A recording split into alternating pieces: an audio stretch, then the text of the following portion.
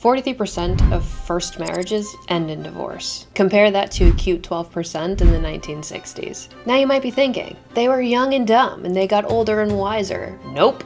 That statistic increases to 60% for second marriages. And for those of you that are thinking third time's a charm, allow me to disappoint you again with a 73% chance third go around that will end in divorce as well. And that's even from a declining population of people who are getting married. It's the lowest rate ever in history. Look at this sorry little graph. That's a 48% decrease. That being said, let's get into it. These are 21 behaviors that could possibly be fucking your relationship. The first point is believing that your feelings are a burden to somebody else. Ignoring your emotional needs will lead to a disconnect. Think of a relationship kind of like a dance. One partner steps, the other one steps back, but if you're stepping on somebody else's toes, it throws everybody off rhythm. This type of behavior is really strong in somebody who has an avoidant attachment style. If you believe your feelings are a burden, you'll create a fourth wall and call that independence. This stems from the anxiety that your feelings are negative for other people to experience, and that displacing them onto other people isn't a form of love. And you likely learned this at a young age, especially if your parents weren't capable of navigating your negative emotional states, but only praised you and were present and excited when you were happy. This drives you to build an emotional vault of all of the negative emotions that you don't want to feel, so you lock them up inside to keep yourself safe. And what I want you to understand is every single human has a core belief that if you could see all of me,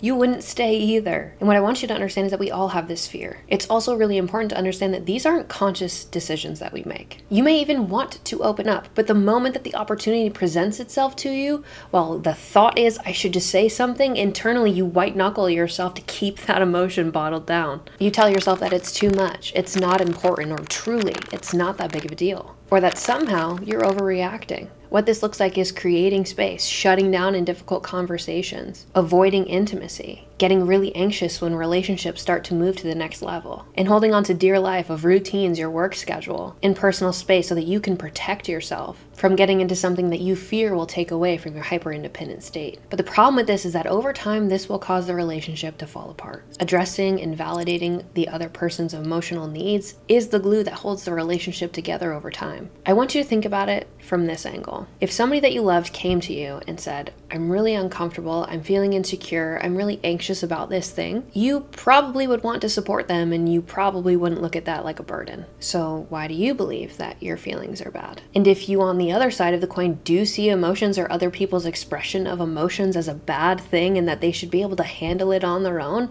just understand that you're projecting your own internal narrative onto somebody else and how they should function. It also prevents the avoidant person from experiencing what they long for the most, which is a deep and intimate emotional connection with somebody. But they also have this deeply rooted fear of intimacy, and so they never allow themselves to get to this point and run at the sign that this could actually be something that becomes serious. So they emotionally completely disconnect themselves as a form of self-preservation. And if you are like this, or you're with somebody like this, you really need to take a moment to consider where this relationship is going. Which leads me to point number 2. You have a desire to fucking control everything. But imagine taking a road trip with somebody who never stops when you need to take a potty break. And you as the passenger literally have no idea where you're even going. And no idea if you're even going to make it there safely or take a plunge right off the edge of a cliff. The need for control often stems from anxiety and a desire for certainty. The truth is, people like this don't trust anybody. And at the root of that, it's because they don't trust themselves. So they aim to exercise this element of control to be able to predict what's going to happen next so that they can show up the way that they need to show up to make sure that they've got control over the entire situation. It's the belief that you know what needs to be done, and if you want it done right, I do it myself. This can manifest in dominating decisions, dismissing your partner's opinions, and refusing to compromise. Over time, this will create resentment.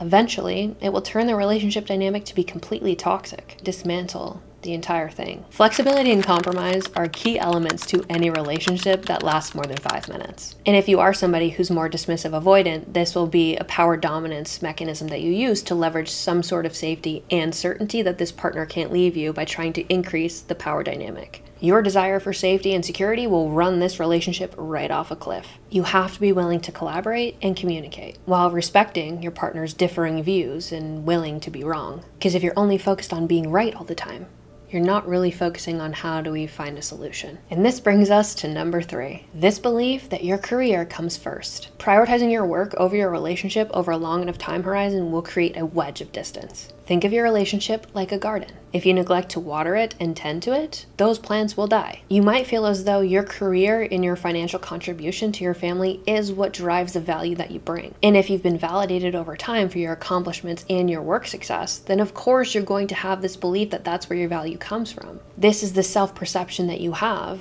of your self-worth. And letting go of that would put you in a really vulnerable space, not really knowing why they're here or what they want from you. This can lead to really long hours at work, missing important events, missing your partner's cues and subtle passes at you because you're exhausted from all the hours that you're putting in. And this will make you, over time, completely emotionally unavailable, despite an internal need for connection and love. And you'll create a dynamic where you sit across the table from your partner at the end of the day and you don't even know who's looking back at you. What you have to understand is that balance is essential. Both your career and your relationship can get attention in order to flourish. And if you're somebody who carries the self-perception that your value and your worth comes from your ability to be successful in the achievements of your work, then what I need you to understand is asking yourself the same question of, would you put all of your money in one stock? Probably not, because if that thing crashes, everything goes down. And the bigger plot twist in all of this is that the value that you bring is you being you. And that takes us into number 4. You're one of those people who just focuses on achieving the milestones in the relationship. If you prioritize milestones over the genuine connection of the relationship, you're moving in the wrong direction. And this will lead to an unfulfilling long-term relationship.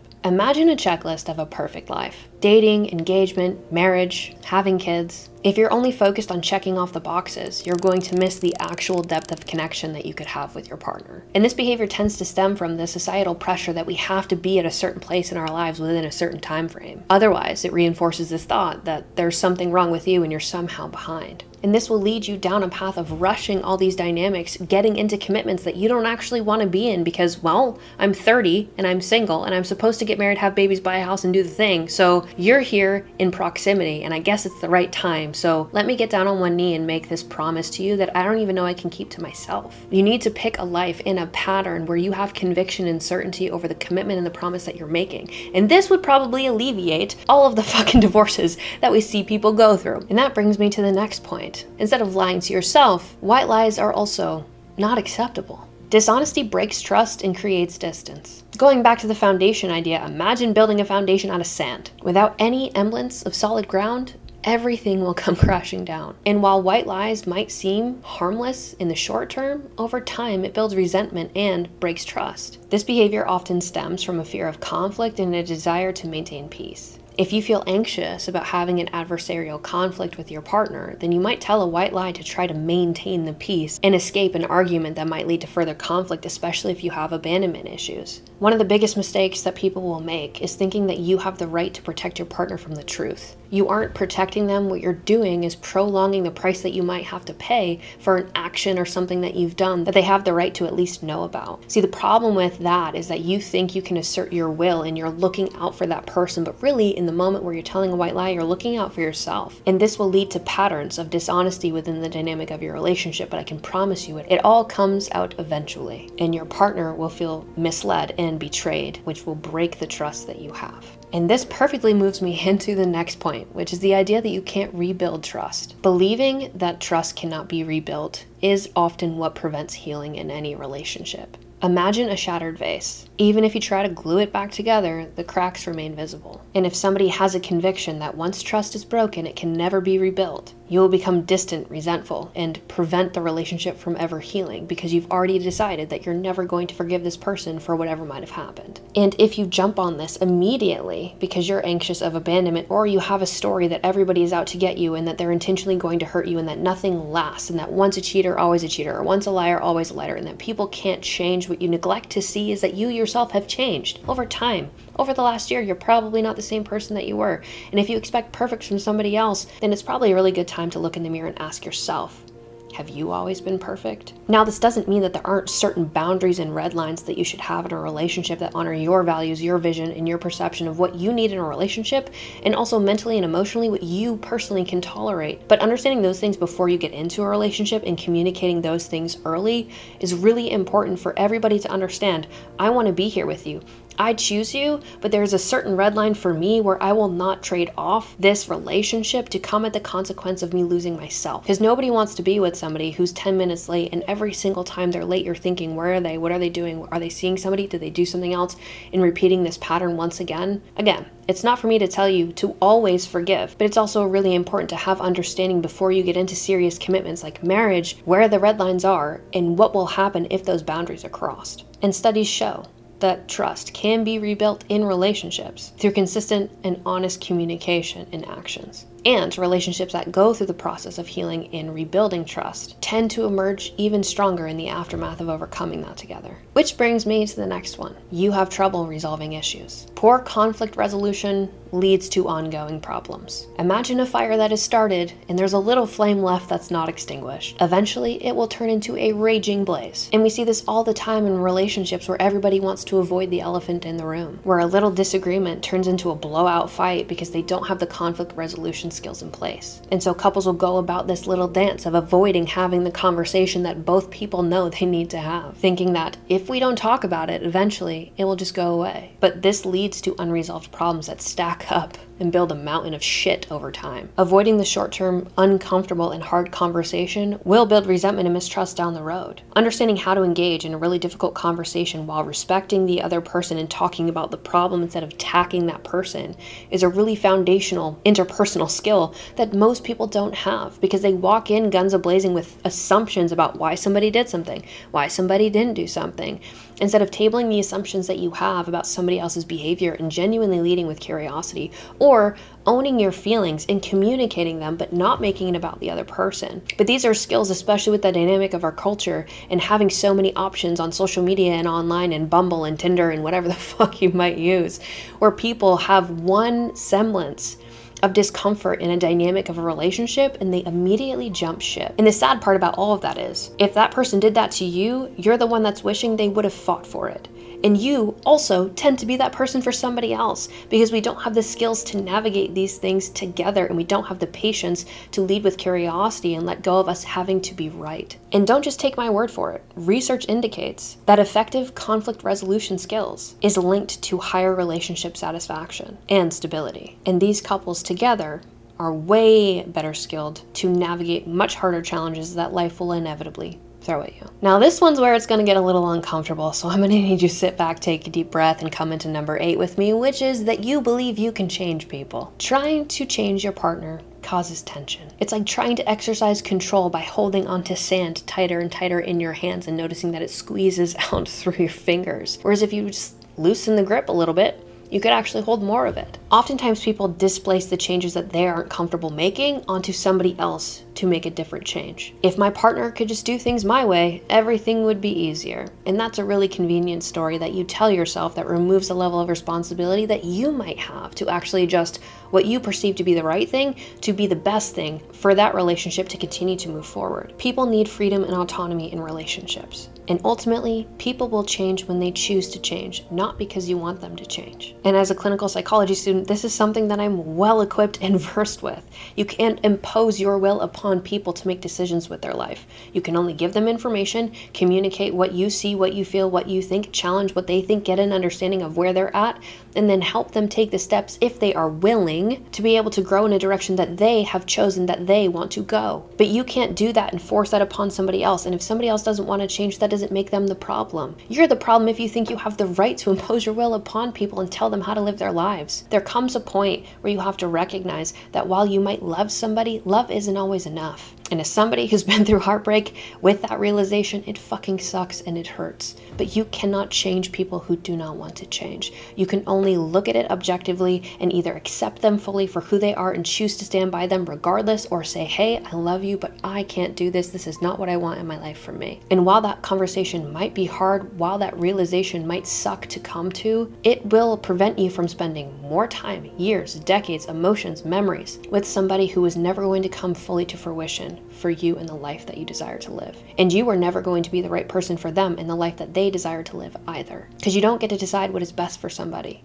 They do. Which brings me to the next point. Believing that your partner is responsible for your actions. And displacing the responsibility that you have for how you operate, for the actions that you take, or how you react to something will build resentment in that relationship. Oftentimes you'll see this with people that will always misplace the responsibility that they have on their actions and say, you made me do it. If you didn't act this way, I wouldn't have done that. If you weren't late, I wouldn't have done whatever the fuck they might have done. I don't know, but it's always an excuse and it fucking sucks, especially when you confront them with their behavior. This behavior stems from a lack of accountability and an allergy to responsibility. And they justify their actions and behaviors because they believe they were provoked by somebody else, aka their partner. And the story that they tell themselves, the thoughts and the beliefs that they have are, if you didn't do this, I wouldn't have done that. And this is something that we call blame shifting, and it happens a lot in really toxic relationships, specifically with narcissists. So what you have to recognize is that you are always responsible for how you react to something.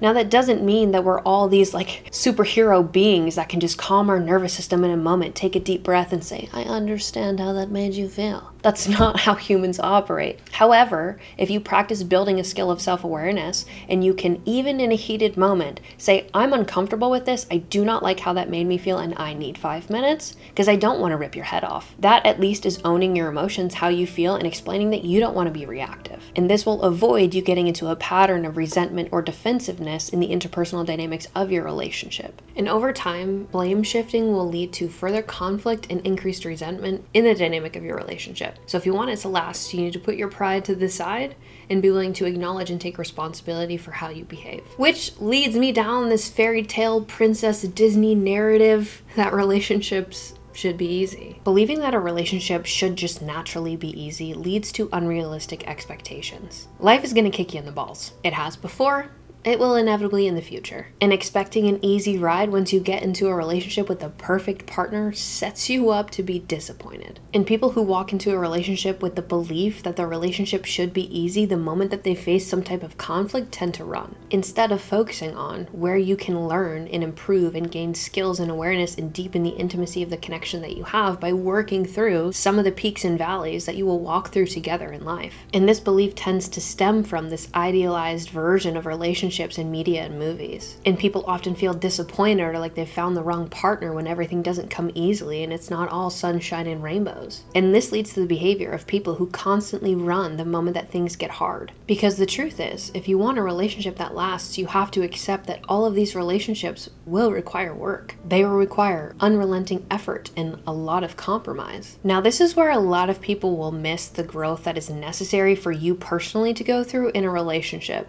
The next point being, you've got to have some self-awareness. Lack of self-awareness will amplify blind spots in your behavior, and it will cause adversarial interactions with your partner that can lead to a very toxic dynamic. Imagine driving with a blindfold on. You can't see where you're going or the impact that you're about to have. And a lot of people will just act impulsively doing what they want to do without considering the impact that it has on other people. This is where you have to take the time to understand yourself so that you understand where your blind spots are and how they show up in the dynamic of that relationship. These include your thoughts, your feelings, your beliefs, your behavioral patterns, and some of your triggers. And I promise you, your partner will trigger you. And if you're somebody who lacks self-awareness, then you aren't going to be able to communicate some of the triggers or reactive behavior that you go through to your partner, and instead remove the amount of responsibility and awareness that you could have that would actually deepen the intimacy and the connection that you have in that partnership. Because you aren't just you at this age where you're at. You are the 5-year-old version of you, the 13-year-old version of you, the 16, 24, 30, depending on how old you are.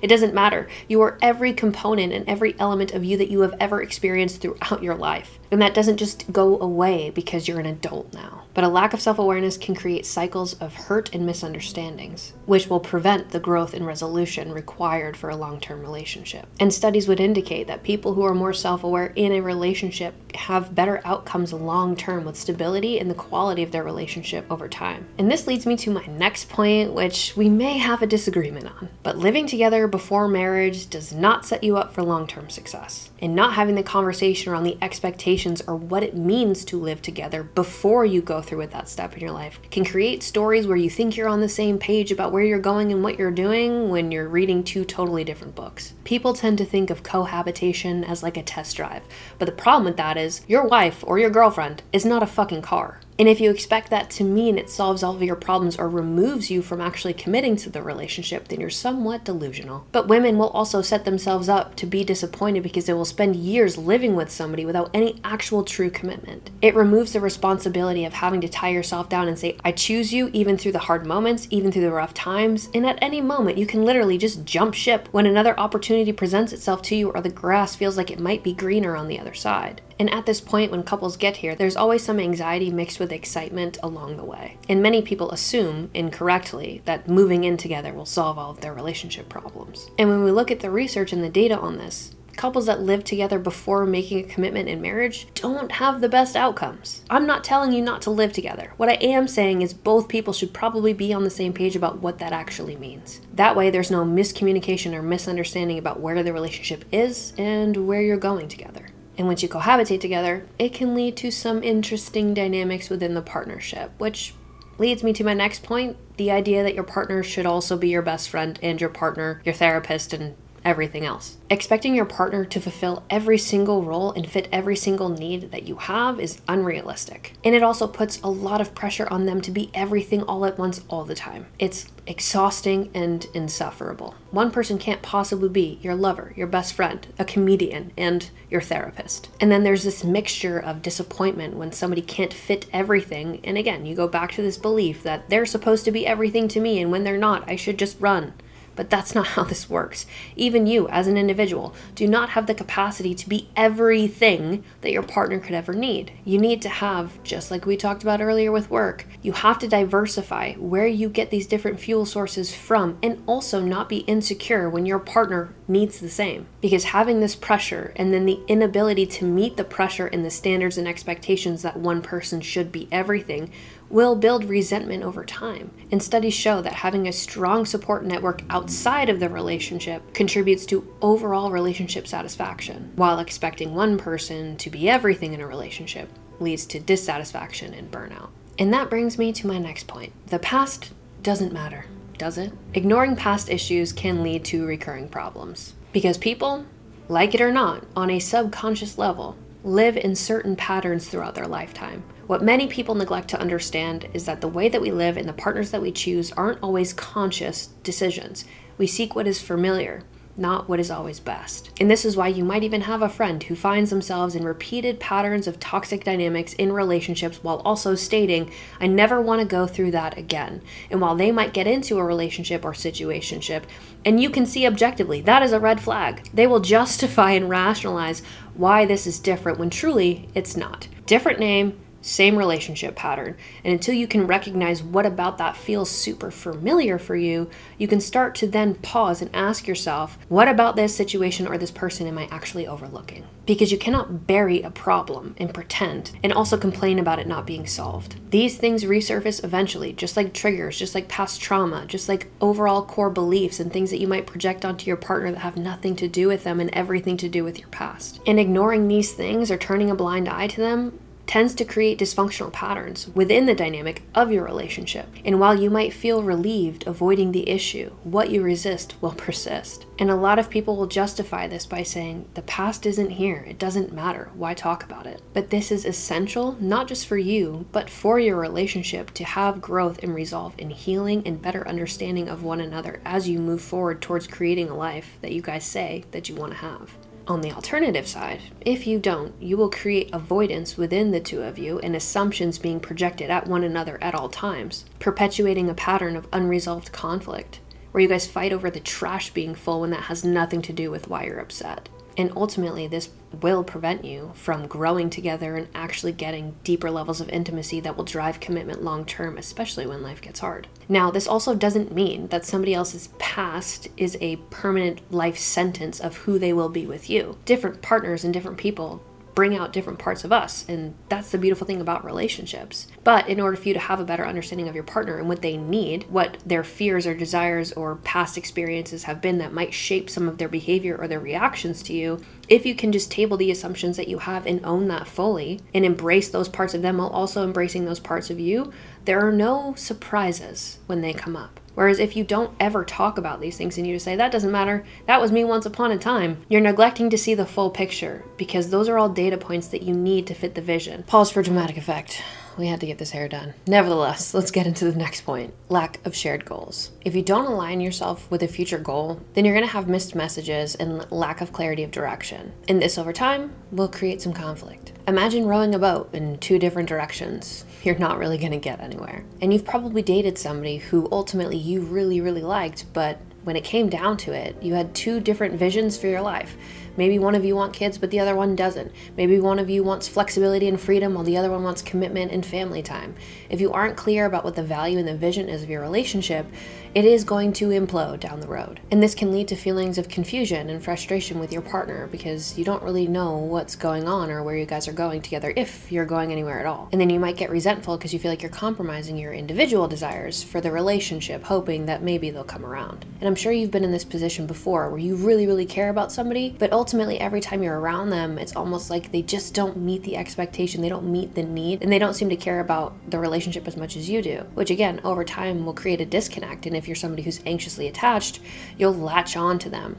And this is also similar with goals. If you don't have clarity of who you are, what you want, and what you want with your life, you might latch on to somebody because you don't want to be alone, only to find down the road 10 years later you're in a marriage that is unfulfilling for you because it actually isn't bringing you closer to where you ultimately wanted to be. And this is why talking about your vision and your values and your goals at the front of the relationship can remove the time horizon in which you commit to somebody and then come to find that you guys actually don't want the same things. Because even research would suggest that shared goals and a shared vision is one of the most important and critical factors of building something that's going to last long term. And couples who align their future aspirations and experiences with one another experience not only higher satisfaction, but longer term stability. Next, we're going to move into something that I think a lot of people overlook, which is neglecting your own self-care. Over time, this will lead to relationship strain. I say this often, but you can't really pour from an empty cup. You can just wear a mask and compartmentalize your emotions to try to make it through the day. And oftentimes, if you have a people pleaser tendency where you feel as though your utility comes from what you can do for other people and you look for opportunities to come in and save them, over time, if that's not reciprocated or it depletes you and you get burnt out, you are going to become resentful. You might have this internal narrative that says, I have to take care of everybody first. It's selfish of me to put my needs first. It's selfish of me to ask anybody for help. It's selfish for me to say, I actually can't do that. It makes me a bad person. What I want you to do, if you're this type of person, is recognize that that is a story that is not rooted in reality. What you will find if you have the courage to sidestep that a little bit is that even when you create space to take care of yourself, you're significantly more present with the people that you love and care about when you do so. I'm sure you've been in a position where you're burning the wick from both ends, running on fumes, and your partner needs you, but you're short and you're not present, and maybe they even feel dismissed by your presence. Whereas if you could take that and say, hey, I really appreciate that you want to come to me and I understand there's a lot going on. However, in this moment, I just don't have the space to listen, and I want to make sure that I can be present with you and support you fully when we have this conversation. Would you mind if we talked about this later tonight or tomorrow or whatever your bandwidth needs are?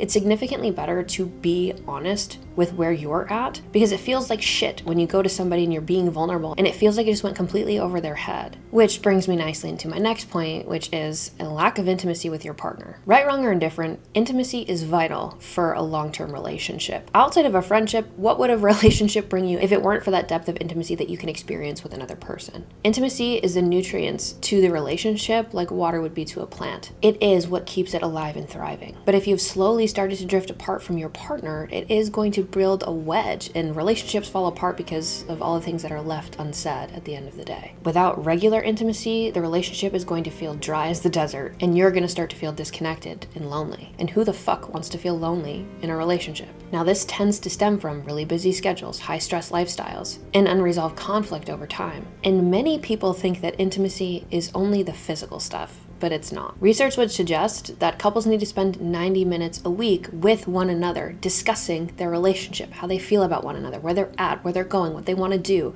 really reconnecting on the foundation of what this relationship was built on. It's so crucial to have emotional intimacy with your partner in order to build the roots that stabilize that relationship so that it can grow into the future and you guys can be on the same page with one another while also feeling the depth of connection and support that you need, all humans need, in order to thrive. And next, we have jealousy and insecurity. Insecurities will erode trust and intimacy in a relationship, which again, are foundational requirements for anything that's gonna last. Insecurity and jealousy creates a lot of tension in a relationship, which can cause distance, assumptions, projections, and overall little tiffs along the way, backhanded compliments, or really passive-aggressive things because you can't just rip the band-aid off about how you feel and own your feelings. This can lead to really controlling behavior and unwarranted suspicions about what somebody else might be doing. And then many people will justify this, that their jealousy means that they care, or if they're not jealous at all, then they just don't care enough. Building self-confidence and trust is a requirement and it is essential for anything that is going to last. You have to get good with you. And if you can own your insecurities instead of attacking your partner, you then allow them to come in and completely dismantle those thoughts that are ruminating in your mind. Because the truth is we all have insecurities and we can all get jealous. That's not a you thing, that is a human thing. But the difference is between people who can say, hey, that made me feel really insecure, or actually that interaction made me a little bit jealous, then you can actually talk about the problem, which is the emotion and your perception of what happened, instead of attacking your partner and assuming that they meant to do something that would hurt your feelings intentionally. You have to remember that we're all functioning off of a different frame of reference. We all have different experiences, different beliefs, different social cues and interactions. And while one might think something is disrespectful, the other person's experience may have taught them that that's normal. And if you can table the intention being something that is harmful and instead get curious while owning how you feel because your feelings are valid, that's where you can come to the table and actually work through some of the problems that are going on, and it will allow your partner to understand you deeper instead of causing further frustration. And this all goes back to a level of self-awareness, understanding what those dynamics are so that you can communicate that early and say, hey, these are the things that are going to make me uncomfortable. These are the things that I respect that you need to do, but just understand that if it looks like this or I feel like this, it's going to cause me to ruminate or think. And if you can own that feeling and own those triggers, I'm telling you, it's going to remove a ton of conflict in your relationship. Which brings me to my next point, unrealistic expectations. Anytime we have high expectations for something and the outcome doesn't match the expectation, we experience disappointment. Think about your relationship kind of like a movie. If one partner expects a romantic drama while the other one's really looking forward to a comedy, both parties will be disappointed when it doesn't match. If one person has this idealized pedestal version of a partner, when their partner doesn't match these unrealistic expectations, they will feel disappointed and they'll make it about the partner instead of looking in the mirror and asking themselves, what did I expect here? The other thing that's really important to understand is that cross-sex mind reading is horrible between the genders. We think that the other person should be able to read our mind, know what we want, know what we need in that given moment. But just like you can't read somebody else's mind, they can't either. And that doesn't mean they don't care or that they don't love you. If you can directly communicate with them what you need in that moment and how you feel, while also saying, in a relationship, these are my expectations. If nothing else, you're already forcing people to be on the same page. And if that doesn't align with them, you also have to accept that that's okay. Not everybody is made for you, and not everybody has to conform to the version of them that you would like them to be. You have to be willing to compromise and come in with some humility, understanding that they're gonna make mistakes, as are you. You have to understand that your expectations need to align with reality, which is looking at things as they are, not as you wish them to be. Now, this one's probably not surprising, but I feel like I have to add it in, and that is infidelity. This will absolutely destroy trust in a relationship. And sometimes people can't come back from this type of break in the trust. But I want to talk about maybe why infidelity is so dominant, especially in culture. And it feels like it's increasing more and more with social media and just having so many options. But it also could just be the fact that we're more aware of it because everybody knows everybody's business now. It can stem from things like unmet needs, which oftentimes couples don't communicate out of shame or judging themselves for needing something or wanting something, especially again if you're a people pleaser and you can't own how you feel and what you need in those moments and have the skills to communicate that to your partner. And again, this underlies another problem, which is just poor communication, lack of intimacy, lack of connection, lack of quality time, lack of intention. And one of the things that we see often is that partners subconsciously, will make passes towards their partner throughout the day. And every single time one of those things is rejected, it creates resentment. And resentment in a relationship is going to cause somebody to feel an amplified positive emotion in the presence of something novel, because people love novelty on a subconscious human level. That's every human. That can start to create a story of something in a fantasy world where they start to seek out other opportunities because, well, they're giving them attention and affection that maybe your partner isn't. And when you start to seek out other people's affection or attention, you might justify it as just a thing. Or even if you're the person on the other side of that experience, you might say it didn't mean anything. However, the distance between two people in this start of cheating, however you want to define it, can be emotional, which is what hurts women most of the time more than the physical stuff, or physical, which is what hurts men most of the time than something emotional. And that's because psychologically, we're wired to be protective in different dimensions. And as far as the feminine essence, it tends to be much more emotional than it is tactical and physical, whereas the male psyche is going to gravitate towards power and dominance. And the idea that another man was with his woman, well, that's something that a lot of men can actually get over. The other reasons as to why men and women cheat, I can get into another video,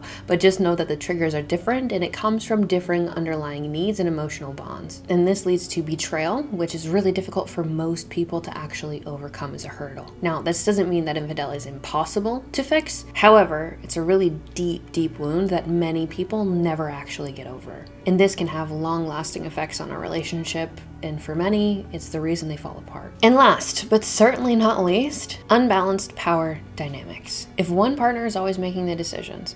When I was in my early 20s, I experienced this fully, and I promised myself after that period in my life I would never need a man to give me what it was that I needed.